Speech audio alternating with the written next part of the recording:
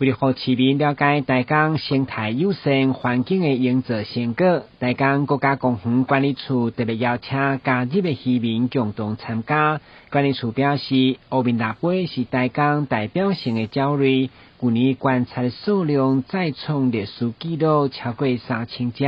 所以为了让来台湾过冬的野鸟有一个友善的环境，对2020年开始补助愿意配合的渔翁每公顷5000块，到合格34位渔民签署合作，今年扩大到62公顷，期待创造生态甲产业营销双赢的局面。管理处从前年开始就推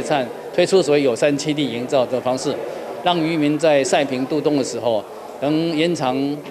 晒平的时间至少5天，然后维持到我们冬渡候鸟可以用的20公分到30公分的水位，然后期间也不说下杂鱼，也不用化水肥料，让我们的渡冬的鸟类有比较多的食源可以使用，然后产生我们的产业跟鸟类在我们大潭地区双赢的局面。那这个计划推出来之后，经过非常多渔民的踊跃的支持，到今年为止已经推了3年了。那今年更有32位渔民提供将近100公顷的渔温，在渡冬期间会推出所谓友善栖地营造，让我们的渡冬候鸟可以安心的、安全的来这渡冬。